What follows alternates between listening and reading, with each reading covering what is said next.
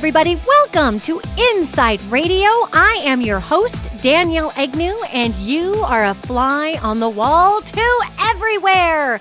Welcome to the podcast today. Oh, I have been enjoying the big blue skies out here in Big Sky Country. You know, one of the things that I love best about living in Montana, besides the fact that there's, limited people. I mean, I love people. I really do. I'm such an empath that sometimes having a lot of people around can really, give me a run for my money on occasion. However, I love being out in Montana because you can just feel the earth energy, the Gaia energy, the Mother, Father, God energy coming up through the ground. And there are times when I go out on my back deck with my cup of coffee and I'm sitting there just soaking in the universe and really aligning with how things feel. And I have so much gratitude for where I live. And I think we all ought to have gratitude for where we live. I mean, regardless of whether it is regardless of whether it is in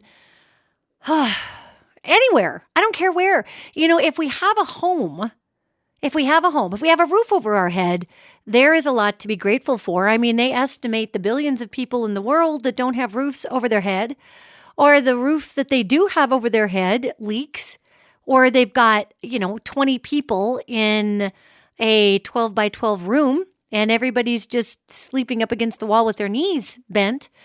I mean, it's pretty amazing when you think about all the possibilities of where you could be in your life.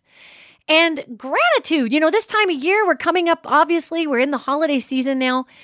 And I was trying to figure out what to do for this podcast. And I was downstairs in the kitchen with my wife and my daughter. And I'm like, oh man, last week we had this incredible podcast on all of this miracle information and whatnot. And I don't know how to follow that. And my daughter is currently making Harry Potter style wands. They're not exactly Harry Potter wands, but she's making wands out of pencils and hot glue. And she's hot gluing them together and coating them in this hot glue and then smoothing the hot glue out and then painting them. And she's in this whole wand phase, which I think is so cool. Because, you can go online and buy those wands right now, but I have so much gratitude right now that I have a child that I'm so lucky to be a bonus mama to, who loves to make her own wands out of hot glue and pencils. And I mean, she's almost 14 years old. I mean, so creative. So my daughter's making this wand in the kitchen and she says, why don't you do a podcast on giving? And I thought, oh my Lord, the physics of gratitude and how it works with us. Child, you are a genius, brilliant child. And she's not really a child anymore, but she's always going to be my baby. So that's just the way it goes. So I was so, struck by that because we're in this holiday season. And of course, from a retail perspective, there's so much energy that's placed out there on giving, right? And it's almost this weird guilty giving, like, she's going to buy you something, so you better get her something special or else. You know what happens when you don't put a great gift under the tree. All of our finest fear consciousness at work during the holiday season. Really? So I thought, man, gratitude, the attitude of gratitude. It's so much more than giving, although giving is a big part of it. The spiritual physics of gratitude and the spiritual physics of gifting, are amazing. And we tend to think of gifting as in giving someone a thing. I mean, thing even rhymes with gifting a thing. Like, here's your watch, here's your bike, here's your diamond ring, here's your Mercedes. I mean, whatever people are gifting each other, according to commercials, it's brand new Mercedes with giant red bows. Did you ever watch those and just think, does that even happen? I mean, who drives a new Mercedes home with a bow on it? I mean, hey, if that's happened to you, I think that's magnificent. I think that's awesome. And I'm sure it happens. Yet I remember seeing those commercials and thinking, okay, that's crazy. So gifting is more than a thing. And the spiritual physics of gratitude go hand in hand with the spiritual physics of gifting. Because And I'll explain this because why is this important right now? Because many of us gift because we're asked to. Sometimes, like Giving Tuesday, I think my email account freaked out with 40 million emails for Giving Tuesday after Thanksgiving. And I think that's awesome. Giving Tuesday is great. And because we do Black Friday and buy, then we give. And the thing I thought it was interesting on Giving Tuesday was it's Giving Tuesday. And some of the solicits that I got from some of these nonprofits were kind of snarky, and I thought, wow, you are really missing the point of the spiritual physics of gratitude here. Because these emails were like, well, we know you're getting hit up with a lot of emails today, but we want to remind you how important we are. And we want to remind you that we'll be dead without your gift. So, for some, it's just Giving Tuesday, but for us, it's our lifeblood. And I'm thinking, you're kind of missing the point. The energy of desperation and the energy of giving are non-compliant energies. Yet somehow we have managed in our current culture to marry the gifting something to somebody with the energy of desperation. How did we do that? It's not even actually possible to take the actual spirit of giving and wrap it in desperation. So if we're giving something to someone because we're desperate behind it, like, oh my God, I'm going to give my boss this really nice gift because I hope he gives me a raise, or I'm going to give my girlfriend this really great ring because I'm desperate for her to marry me. Okay, here's why the energy of desperation and the energy of gifting don't necessarily work well together. The energy of desperation is born out of the consciousness of fear, right? So if I am freaking out about something and I am giving something in that freak out, then it defies the actual act of giving. Even though that person may take that gift, they may unwrap it, they may use it, whatever. Giving away is the energy of pure, unconditional release. Okay? Hear that. Giving or gifting is the energy of pure, unconditional release. And desperation is the black hole energy of pure getting for the self, no matter what. If I'm desperate, I am freaking out. I feel like there's nothing in the world except for my need that's not being met. So on top of that need, then I feel like, oh my gosh, I somehow have to, cram myself into a situation or cram myself or my desire to this person through this gift. And literally at that point, I have cut off the energy of unconditional, release of whatever it is that I've got, because now it has to come back to me like a boomerang. I have to, it's like a rubber ball that I'm throwing against a wall. I'm giving it to you to catch something back. Now, here's why giving and desperation, or giving in desperation, is harsh. Because a true gift, a true action taken for no compensation, a true action taken that is unconditional in gifting or releasing to someone else, carries with it such impactful energy. It's like, think of a wave. Okay, I want you to think of watching a wave come into the ocean. And that wave is coming in, and as it's coming in, it's rolling in, and that wave is a powerful piece of inertia in the water. It's momentum. But if you watch the wave, you can actually watch the wave travel. Have you ever done that? Have you ever stood on a pier and just watched a wave and it's like a lump out in the ocean and it's coming in? And then as the ocean floor raises underneath of the water, it pushes the wave up. So you see the waves start to form, but it's in one giant line as it comes in. So imagine a wave coming in, and that is gifting. That is unconditional giving. And that wave comes in and it comes and splashes against the shore. And all of its energy hits the shore. And all of that kinetic energy is powerful. Poof! and then it all flows back into the ocean. Now, can you imagine what would happen if that big wave, that giant wave was coming in and we somehow hooked onto the back of the wave? And if you actually try to disturb the wave, like if you stuck a great big piece of cardboard in the water in the middle of that wave motion, it's going to completely cut the energy of the wave in half, if not entirely. And everything that's behind that giant board that comes up under the water and shoves under that wave, everything behind it is going to stop dead. And half of that energy is going to keep going. Now, that's not exactly what's going to happen with a wave. Yet, to give you an example of the interruption or trying to hold back part of a wave, that's desperation. Okay?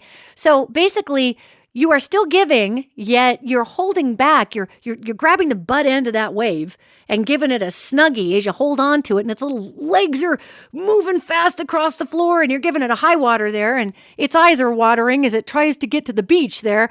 But its impact is not nearly what it could be. And it took a lot of energy to hold that wave back because the desperation cannot release. It is a black hole that is hungry and desperation is literally a black hole in the heart chakra that does not believe that there is any help for it. Desperation is the feeling of emotional drowning. It is the spiritual physics equivalent of being pulled underwater with no way to lift yourself up. It's a really horrible feeling. And it's a really powerful energy signature. So when we're talking about the spiritual physics of gifting or gratitude, those are actually the one and the same because we can be thankful for something, yet having gratitude for something is gifting the universe with our acknowledgement. So gratitude and gifting fall in the same spiritual physics category if you're breaking it down on the spiritual physics periodic table, which I think is really fascinating. So when we think about gifting, if we think about the act of exhibiting gratitude towards someone and allowing that wave to just splash against the ocean and be amazing and catch people and just be exciting, then we get this really amazing opportunity to be part of that inertia of the splash. I mean, and so it's really hard because, we got all this guilt that goes with gifting. And then we're not even sure what gratitude means. I can be grateful when somebody gives me something, yet in that gratitude, I am gifting them that splash of love, right? So gifting and gratitude go hand in hand. It's really flipping amazing when you look at this. Now, the spiritual physics of gifting or the spiritual physics of gratitude really are in line with release, with openness, and we all know about not attaching outcome or not attaching strings to something. Yet it's really interesting when we look at the way that world politics works because nothing is gifted and there's very little gratitude for anything. And so there's this big wave that's trying to happen from one country to another, but then there's always somebody pulling the back end of the wave, which really lessens the impact of the energy of the goodwill that's going towards the other nation. So we've got this world that's limping along on half-ass gifting, okay? It's half giving, half desperate that we're going to get something back.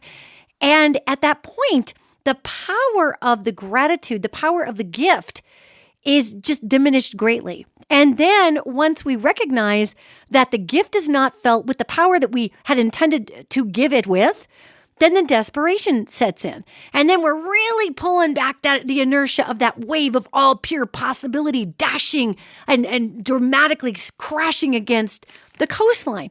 So if you think about the spiritual physics of gifting, it is really about releasing, the spiritual physics of releasing, and then releasing with joy, not releasing with fear. My grandpa was a really brilliant guy. He was this son, God bless his soul, Luigi Crociardi up in heaven. He was the son of 2 Italian immigrants. And he was taught from a very young age that if you can't afford to to lose it, don't give it away. If you to lend money, if you can't afford for that money to never come back to you, don't lend it. If you give somebody a gift, Don't gift it hoping you're going to get something back. And my grandpa was pretty straightforward about that. He says, once you give a gift, it's no longer yours. And I said, well, Grandpa, of course it's no longer yours. I mean, once you give a gift, you gave the gift. He said, no. Nothing about the process is yours. You give the gift, and my grandpa was Catholic, okay, of course, Luigi Cicciardi, hello. He said, you give the gift, and you give thanks to the Lord Jesus Christ and the Mother Mary that you were given the means to pass on that piece of Christ to somebody. And that always hit me crazy, as a kid, because I'm like, it's a rubber ball, Grandpa. It's not a piece of Jesus. You're losing it there, man. Come on. Yet I understood as I got older what he meant. As we talk about unlimited miracle creation, we tend to think of miracles as something that comes out of completely thin air and manifests in front of us and is so miraculous that we're just like, oh my God, it's a miracle. How'd that even happen? Yet a lot of times the gifts that we receive are the miracles we needed in that moment. And you can't really have a miracle with a bunch of strings attached. It's like grabbing the miracle, like those cat toys, with the invisible string on it. And the cat goes to get it and you give it a yank and the fake fur kind of hops across the floor. I mean, that's us reaching for a gift that's got desperation attached to it. That's the spiritual physics of it. It's kind of weird. And eventually people, unlike cats, figure out that there's a string attached, look up, see the person pulling the string, and that creates a whole nother set of lessons based on disillusionment, right? So my grandpa, when he talked about when you gift someone that's giving, that's Christ-like, it took me a minute to recognize that in the unconditional giving or gifting, the spiritual physics of gifting, allow us to be the miracle bringer for someone else. I mean, think about this. How many times in your life have you been down and out? I mean, I've been down and out a number of times in my life. I've never lived on the street. I've couch surfed in my 20s. I've not had an official place to live a couple of times. I've never lived in my car, yet I did some couch surfing and in between jobs or whatever. And at that time, a gift of a meal, just being given meals gave me such gratitude. I mean, that was the miracle I needed right at that moment to keep me going. Was that somebody, hey, one of my friends picked up an extra pack of burritos at Taco Bell or whatever. That was the biggest miracle that could have ever come to me. So it's important to remember that the spiritual physics of gifting are also deeply in line with miracles. So I talk a lot about miracles because it really chaps my hide that we as human beings don't believe we can usher them in. It's just not true. So I teach a lot and I translate a lot of angelic messages, trying to debunk that whole thing about, miracles and how we can't do them. And we co-create them. Miracles don't happen to us. They come through us. We co-create them. We create the landing pad for them.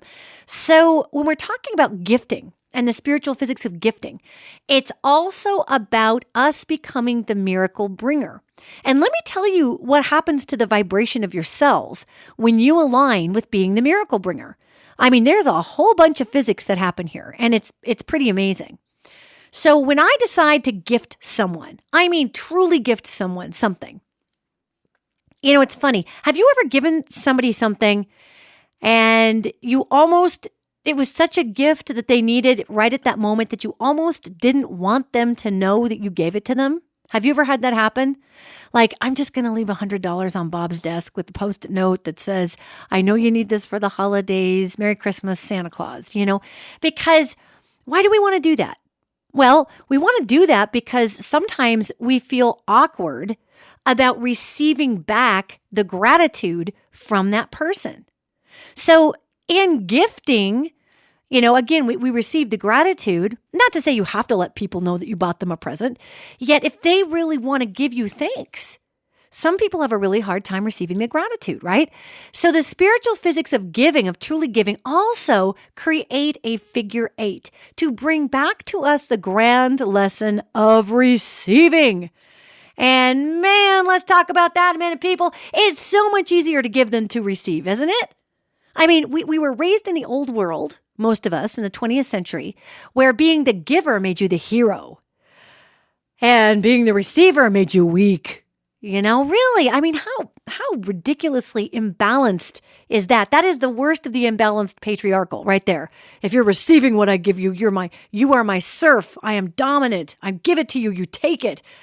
God, ew.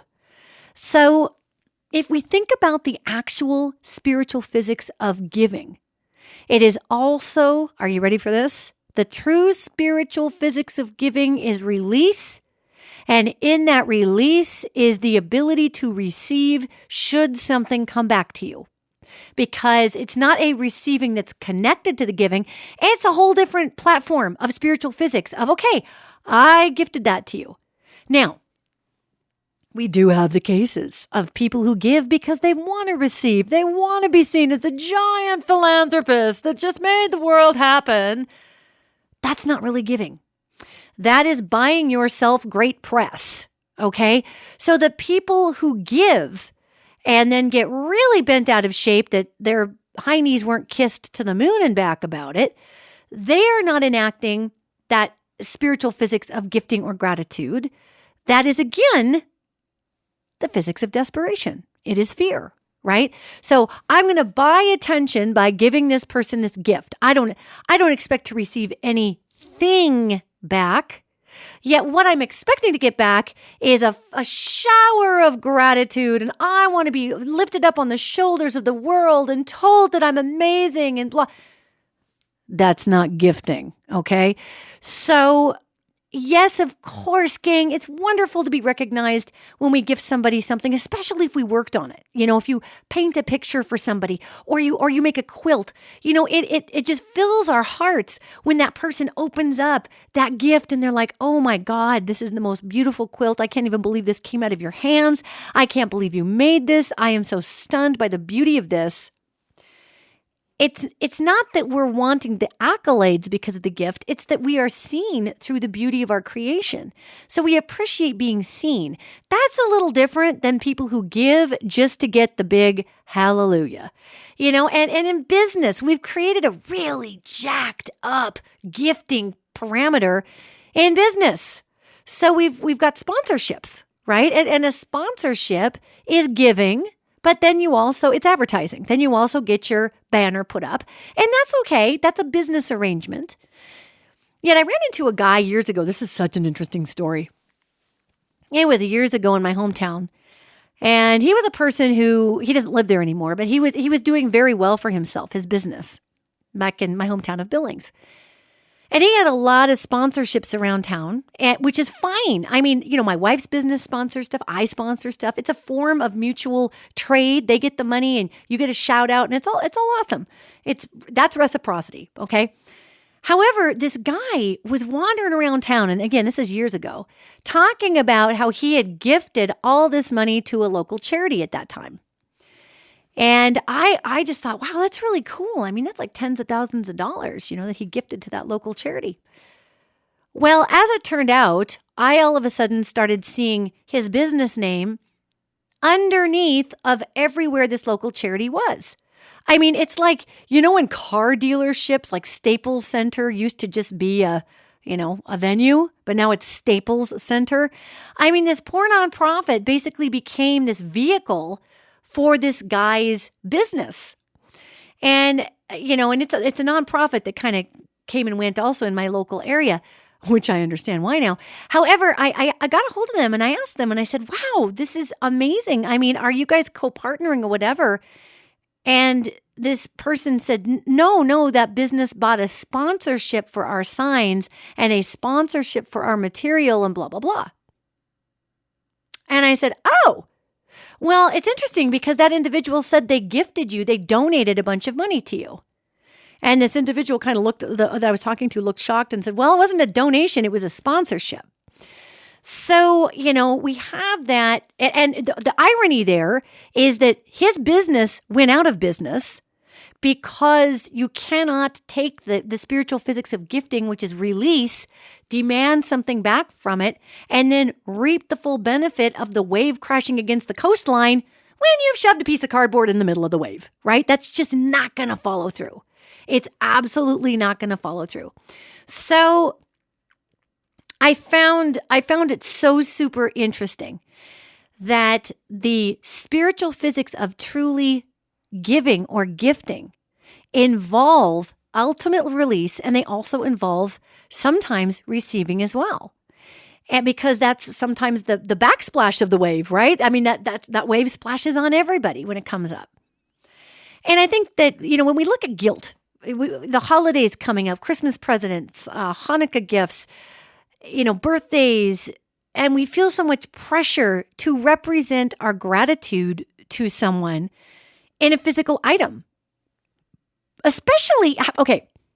Have you ever been sitting at a table with a bunch of people and you weren't sure, like maybe it's a Christmas party and nobody said anything about gifts, and you'd asked a couple of people and they're like, no, I think we're just getting together and, we're just having drinks or bring a bottle of wine or whatever. And then everybody shows up and has a gift. What's the first thing you do generally? Kind of feels stupid, right? You're like, oh, come on. I texted all of you guys and asked if there was gifts, and there was no gifts. And so you walk up to the host and you say, gosh, I'm so sorry. I didn't think there was going to be gifts. And now the host feels stupid because the host doesn't have any gift. And the host says, well, I didn't think we were going to do gifts. And what happened was everybody got panicky that they were going to do gifts, but they wouldn't have one. So everybody brought a gift and then created an awkward situation. That is the energy of desperation. Okay. So, if we're going to have gratitude, if we're going to enact the spirit of gratitude, we must also be okay with having the spirit of receiving. And if nothing comes back to it, it comes back to us, we got to be cool. Well, we don't have to be, but it's recommended that we're just okay with where that gift went. Gifting does not mean we're going to get something. And it's really hard in our American culture to give something to somebody. Let's be just butt-wrenchingly honest here, okay? Sometimes it's hard in our American culture to completely give something to somebody without expecting something back, like a thank you or a whatever. And I do believe, of course, that it's a wonderful idea to go into acknowledgement for the energies gifted or the things gifted to us. I think acknowledgement of those is part of the receiving for the other person, and it's part of the spiritual physics and the reciprocity of that system, okay? Yet, putting that aside, it's really a thing to watch people in our country not get super butthurt if they give something and then get absolutely nothing back. Think about this. Have you ever gifted someone something and they never called you about it? They never said a word. They never gave you a thank you note. It feels awkward, doesn't it? You're like, God, did they get that gift? And I've had that happen a couple of times, and I've texted or emailed somebody and said, I'm just wanting to make sure that, I'm not trying to be a weirdo or a creeper or a stalker or an attention seeker. It's just that I had mailed something to you, and I just want to make sure that you received a package, from me. And then I'll get back yep, I got it. I'm like, okay. And then what do? We go into the, oh my God, they hated it. Or, oh my God, they're pissed at me. Or, oh my God, why didn't they say thank you? Or, well, that was the weirdest thing ever. We automatically go into that place of what was wrong with what I gifted you that you haven't raved about it or said thank you. And we go into a place of great insecurity because somewhere we got excited to see what they thought. We got excited to share the splash with them. And then we just hear nothing. So, although I think that's a little rude to just be like, yep, got it. Instead of like, wow, yeah, I listened to it. Thanks. Or, yeah, I liked it. It was great. Or, yeah, thanks for thinking of me or whatever. It really does ask for a lesson from us because what that person is saying by yep, got it, is they are acknowledging it was received. So if I'm going to get all twisted and butthurt over that, then I've got to ask myself, wow, did I really send that gift with zero expectation of return? Or was I just really looking forward to being part of the splash? And for me, I am not somebody who seeks a lot of thank yous. Being told thank you is brilliant and I love it, just like everybody. It's amazing. For me, gifting somebody something, and I'm an empath, right? So being able to share in that splash with them is just fun. And that's selfish of me. That's totally selfish. That selfish feeling of I want to feel that rush. But I think that's part of how we connect with our fellow man and women also, is that we celebrate with them. Yet if I don't have that opportunity or somebody doesn't want to share that with me, then should I take that as an insult? Well, most people do. In my instance, I kind of did. I was like, well, geez, I guess you hated it. Excuse me for living there, whatever. Yet when I stepped back off of it and I came out of my, butt hurt, biting my pillow, rocking back on the floor position that I was in, I recognized that the person that I had sent the gift to was under a ton of stress when I sent them the gift. I mean, a ton of stress. And so that person was not necessarily thinking about the splash of what they received. They were thinking about, great, now this is one more thing I have to deal with on this massive list of stuff. And now I've got this person bugging me out of this massive pressury list of things I have to do. Did you get my thing? Did you get my thing? Yes, I got it. Moving on. The last thing I need is to deal with your needs. And once I really keyed into that, then I could sit with that situation as a teacher and say, wow, I was really, really proud of the thing that I sent to my friend that I had created. I made it for them. And I thought, you know what? That doesn't take away from how cool that thing was. Just because my friend is too overwhelmed to share in the splash of how cool I think it is. Because again, that's not gifting, is it? That's me wanting to have that empathic rush with that person, and I wasn't desperate over it. I just got excited to share in that moment. Yet even in that, it was a huge lesson in just truly going into that place of being able to, the fact that I even still sent that. To this day, I have never heard a word from that person about the thing that I made for them. And you know what? It's okay.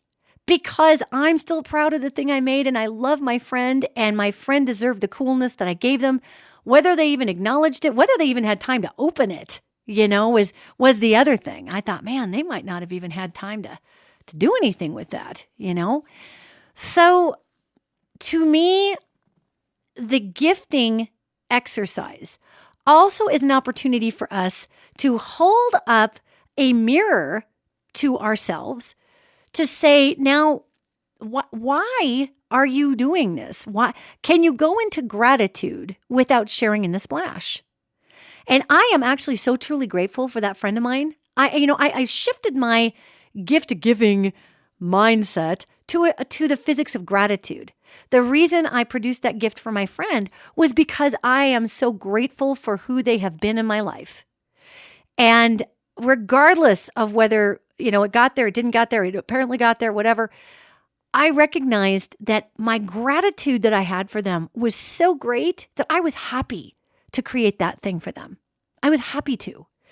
And, and that changed my heart into this, rather than that butthurt, hiding in the corner, great big eyeballs, biting the nails, looking over the shoulder like a bad Lon Chaney character from a black and white movie. I was like, oh man, I've got gratitude for that person in my life. So if we struggle with the idea of gifting without attaching it to empathically sharing in the splash on the beach, or the spiritual physics of having gratitude while gifting, we can't always roll right into the sister emotion or the sister energy signature gratitude. And it really takes out the need to have a reciprocal effect back. Because really, when we go into gratitude, when we're grateful for something, we are feeling the splash coming back from the beach already.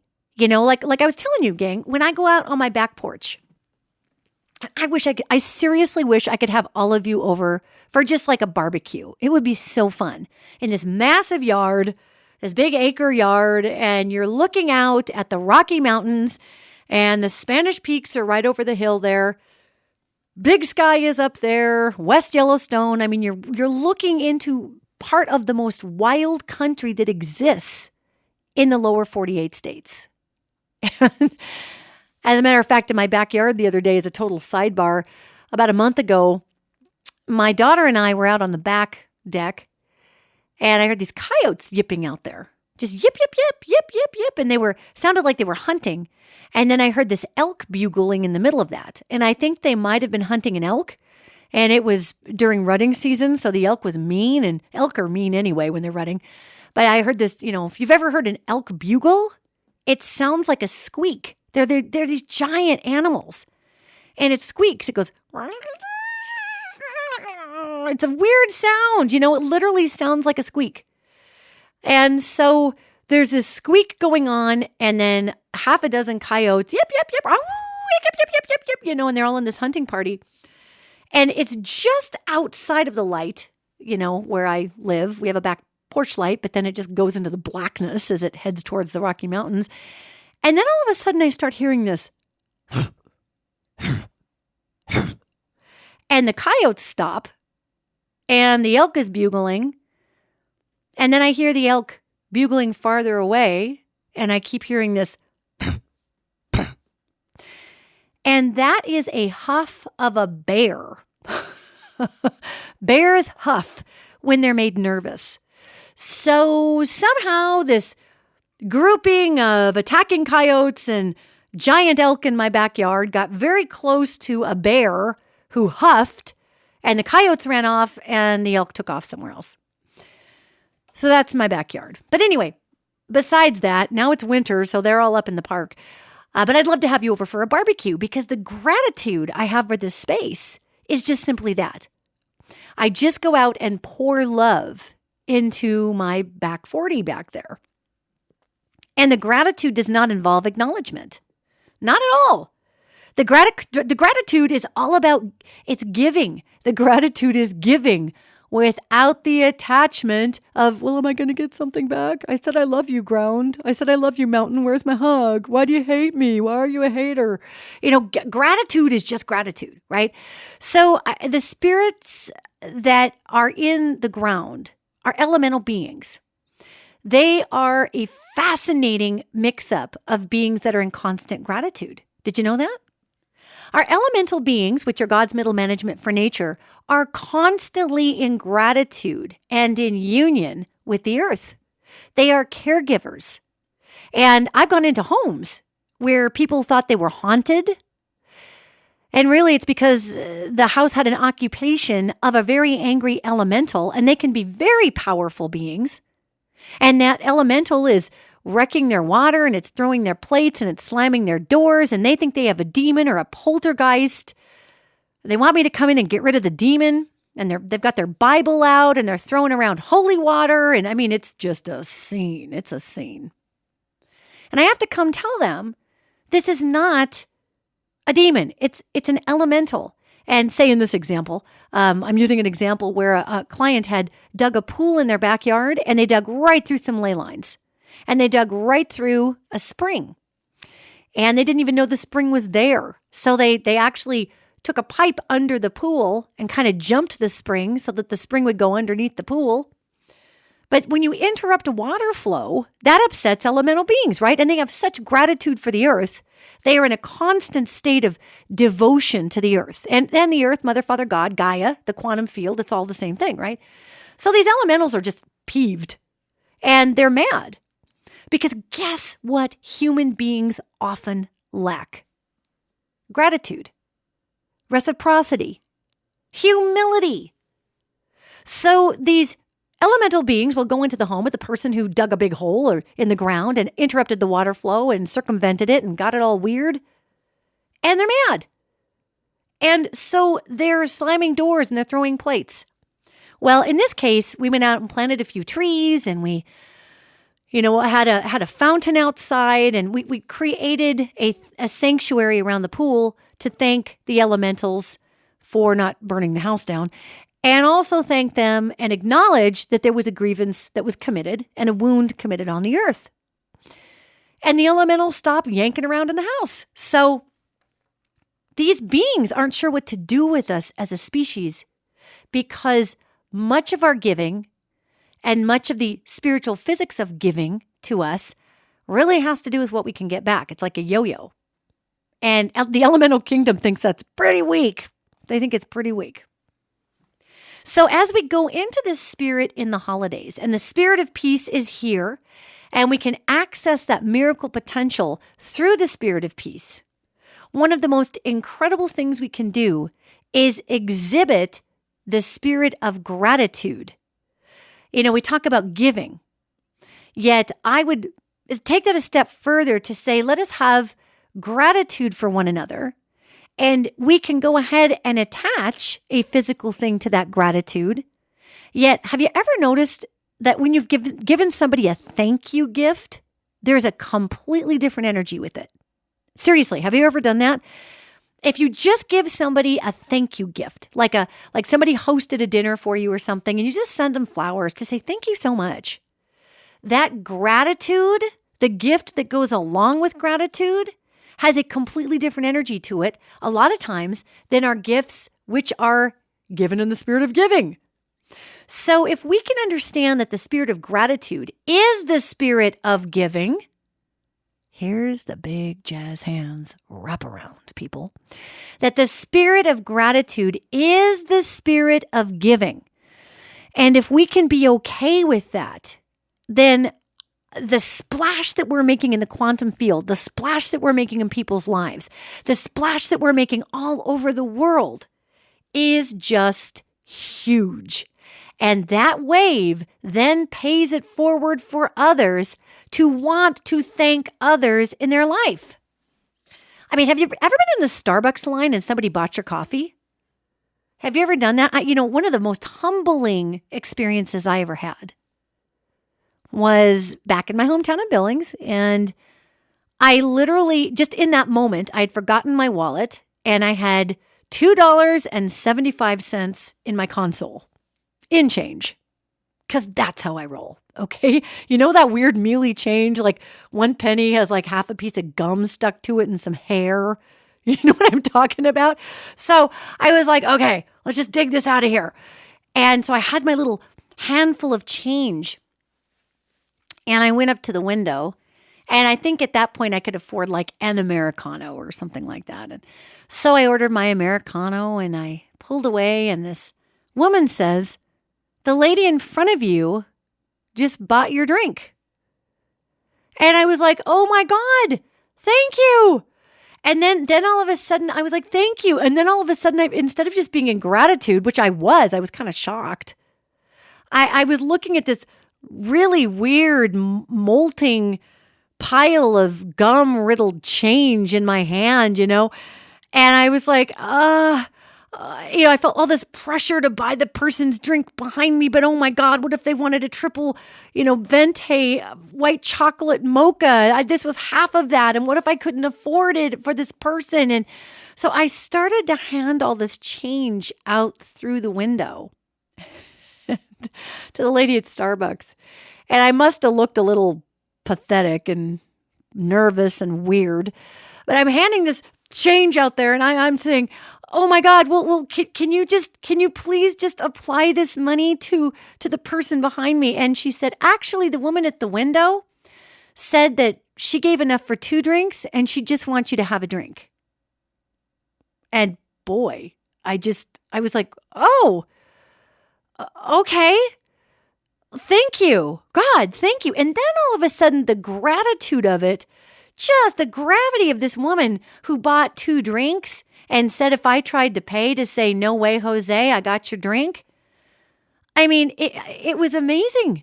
It was just amazing. So that feeling of like, wow, that person really just knew on some level that I might feel kind of guilty and want to buy the person's behind me, because it's like, oh God. And it wasn't that I was not enjoying the drink. It just caught me off guard kind of. And of course, my old world 20th century response was, oh, well, I should probably do this too. Hey, why do we do that? Why do we do that? But it was so weird.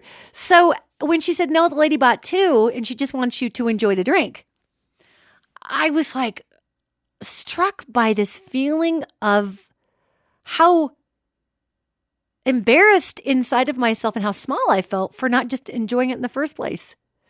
And I said, wow, well, thank you very much. I said, I really appreciate that. And I pulled out the quarters, this dollar, and tipped the lady. And I said, well, here's a tip. And I go to drop it in there. She said she included a tip. She just wants you to enjoy the drink. And I thought, Danielle, give it up. God. And I said, okay, thank you. And at that point, I just sat back and the whole spiritual lesson just hit me. It just hit me. Have gratitude, sister. So I sat back and I just looked at the woman. I said, thank you so much for this incredible lesson today. And so I took my mealy pennies and clinked them back into my cup holder. And later that week at another coffee shop, I did the same thing. I bought a coffee and I went ahead and slapped extra money down and then actually said, I'm tipping you for 2 drinks.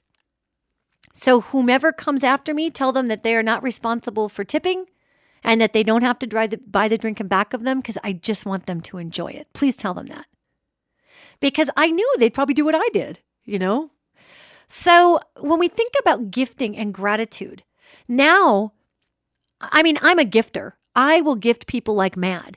And yes, sometimes I like to share in the splash of it if it's something that I know my friend is just going to love because I love to make people happy. It's fun to share that energy signature. But even if I never even feel that energy signature and I just send it off and it's a good friend of mine, I know they're going to be happy anyway. So I don't even need to hear about it from them because I can feel it in the quantum field. I can feel that in the energy field, how happy they are. And I'm a compulsive gifter just because I have been on the other end of some pretty amazing gifts in my life, and it actually creates a series of gratitudes like dominoes that just topple over, okay? So as we go into the spirit of giving, remember it is the spirit of gratitude. And giving gifts to those that you love is being thankful for them in a way that is tangible. And we can gift people things that aren't things. We can gift people our time. One of the most profound gifts I ever received from my wife was this cool coupon book. And it was like, okay, here's a coupon for I'll do the dishes when you're too tired. Here's a coupon for I will, rub your feet when you're bummed out. Here's a coupon for when you're really at the end of your day, I will do your laundry. And it was acts of service. And really, many people love to be gifted acts of service because what don't we have at this point in our life? We don't have time. How much has it meant to you to have somebody come over and mow your flipping lawn? Can you even remember the last time that happened? Would you just fall over dead? To have how much gratitude would you have for that person? And now here's the interesting thing. When somebody exhibits to us acts of service, we don't oftentimes feel like we have to run back out an act of service back. You ever notice that? You know why? Because our consumerism culture in America has taught us shame around receiving a thing. We've been taught shame. We've been taught that if you buy me a thing, by God, I better get out and buy you a thing or I'm lesser than, and let's keep up with the Joneses. Welcome to consumerist America. God. Yet we don't feel that way if somebody comes over and bakes you a loaf of bread or somebody comes over and mows your lawn. You just gush gratitude on them. Yet there's not that, oh my God, I better go over there and bake them a big thing of bread or mow their lawn or I'm a big fat shameful loser. That comes with items purchased. Think about that. So if we change the gratitude that we have when gifting someone a thing into the same gratitude we have when somebody gifts us service, think about that just a minute, then we remove the creepy desperation and the feeling that we have to pass the mealy penny with the creepy hair stuck to it to the Starbucks, otherwise we're not doing our job as a good person. It's so weird how twisted up we've become around the spiritual physics of gifting and gratitude. And remember, giving is pure release, and gratitude is pure giving. Think about that. Isn't that amazing? It's amazing. So in this season of giving, let us substitute that with in this season of gratitude. To whom do you gift your gratitude? And in what means do you gift your gratitude? Is it a physical gift? Is it an act of service? Are you cleaning someone's kitchen who needs it? I tell you, we are so much more inclined to feel non-butthurt over not receiving a thank you if we gift an act of service to somebody. Have you ever just surprised somebody and mowed their lawn? I never have, but I think that'd be cool. And I think maybe I should do that. And just mow it. And just leave a note on the door that says, hey, I mowed your lawn for you. Do something else with your Saturday afternoon. Love you, the universe. I mean, can you imagine the feeling? I wouldn't even need to be around to feel that. So when we look at our response that we've been trained to have, if we give a physical gift, and again, this is a consumerism cancer, in my opinion, where we're literally sitting there waiting for the expensive thank you card or, the big whatever it is, the expulsion of, oh God, I love you so much for this diamond ring. That has been created by our consumerist culture. So go into the season of giving and try gratitude. It's going to make it a lot easier this season for you. And we can also gift people with gratitude. You know what a great gift for people is? Write them a letter and tell them everything that is the most fantastic thing about them, period. Tell them what you love about them. Go get some really pretty paper and just sit down, or you don't have to. Use some lined paper. Who cares? Nobody's going to care about the paper.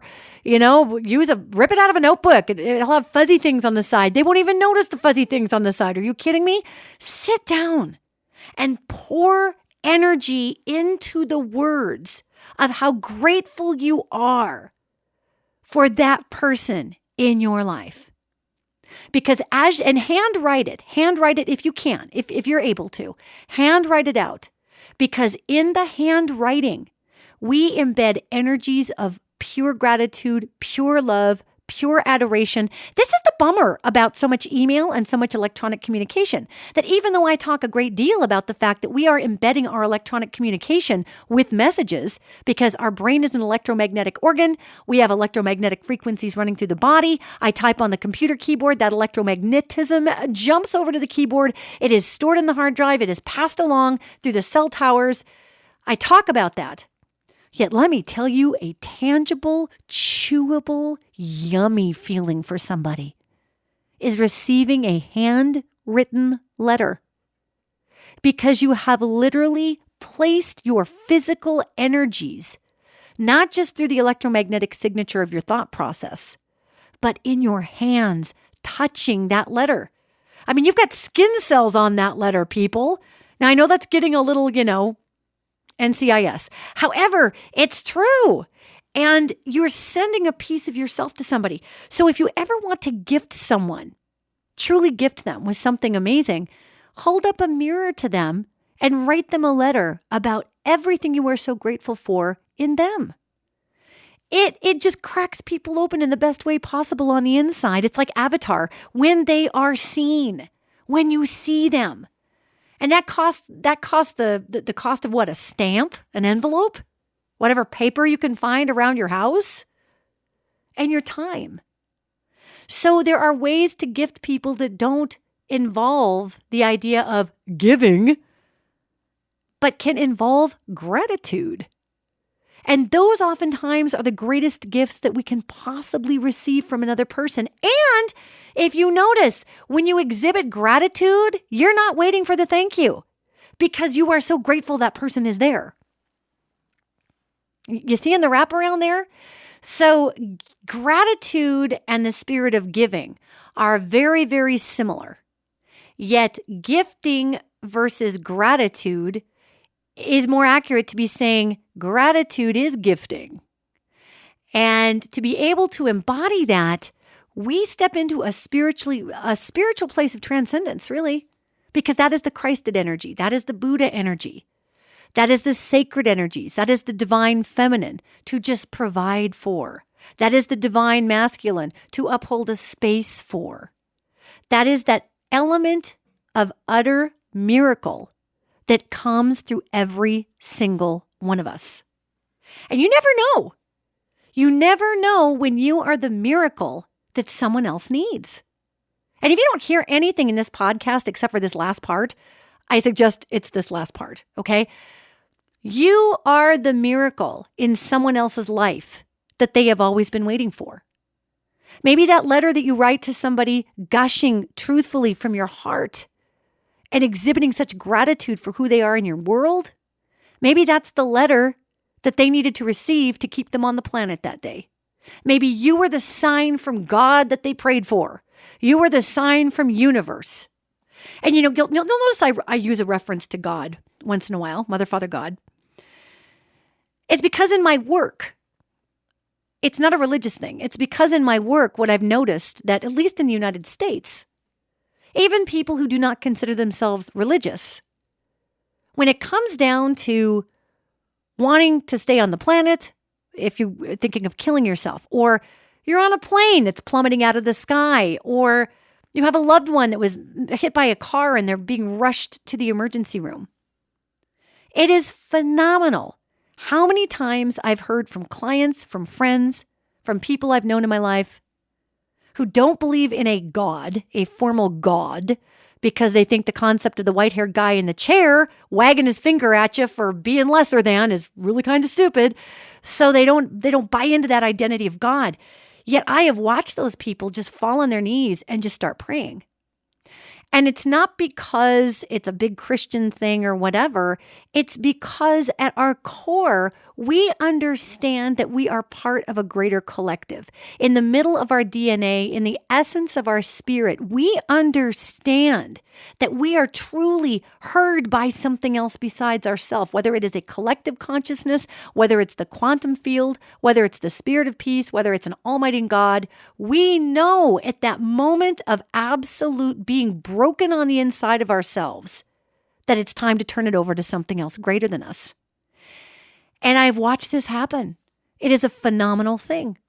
And in that moment, in that extreme fear and brokenness and, just being pulled down to the mat by life that these people have, and they're just praying to this whatever God is out there, I watch this gratitude come through to them in their spirit. And the gratitude is for the knowledge, for acknowledging that they're not alone. So, that's kind of heavy. Yet what I'm saying is that when we exhibit gratitude, we connect with love energy.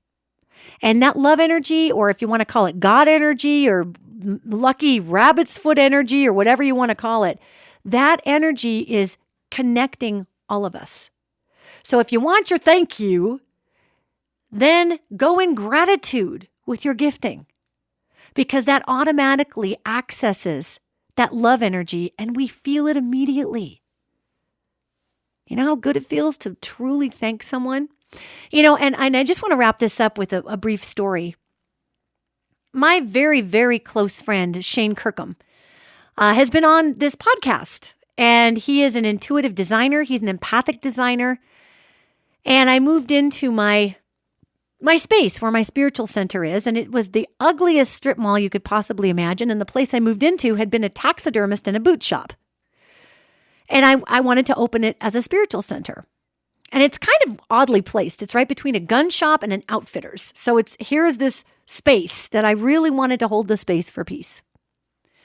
And I looked at it and I looked at my friend Shane and I said, this is just flat butt ugly and I don't know what to do with it. And I'm so crippled by it. I didn't even go into that building. I didn't even go into that space after I rented it because it was inert. It was a dead space.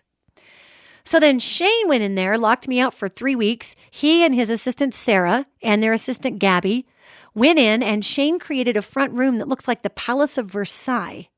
And the middle room looks like something out of Game of Thrones and a Tudor castle complete with a chandelier, okay? He built a custom 12-foot giant sliding castle door that is magnificent out of a narrow leaded glass door that he built around it and made this gorgeous door. This place is stunning. And when I walked in and saw what he had done, because I saw what the hell that place looked like before, I absolutely burst into tears of gratitude. And all I could do, I was literally sobbing, saying, oh my God, oh my God, oh my God, this is so beautiful. Because I was at the end of my rope at that space. And my friend Shane's heart and Sarah's heart and Gabby's heart were so filled up because they could feel that authentic gratitude. And it wasn't little tears. I was just sobbing and wandering around and gushing. And if you ever get to Bozeman, Montana, you've got to come to my spiritual center to see the artwork that Shane did and that Sarah did and that Gabby did. I mean, this place, you should have seen it. Oh my God, it looked like something from 1975 threw up. It was so awful. And now it's this gorgeous sacred space, and I kicked it off with my Ascension tour in Bozeman when we came through town. So having gratitude for those that we love, oftentimes, and the gifts that those that we love have, is the best gift we can give people. So as you go like sailing through this next season of gifting, remember, make it a season of gratitude. Engage the spirit of peace, go into that miracle place, and just exhibit gratitude in whatever means that is. If it's a thing, if it's a letter, if it's mowing a lawn, if it's shoveling a walk, if it's buying a coffee for somebody, base yourself in the spirit of gratitude, because in that you are pure love. And in that pure love place, you are one with universe. You are one with Mother, Father, God. You embody peace. And there is such healing to be had for all of us in that space. May you have a gorgeous week. May you be gifted with the gratitude of not only the others in your life, but may you be gifted with this from me, knowing that I am so excited that you are here on this planet. It is so important to me that you are choosing to stand up for light during this time frame. It's hard and it's scary and people can be crispy and weird. Yet I have so much gratitude I could just cry for your choice to do that. Thank you. Thank you. Thank you for your heart. And I will see you next week.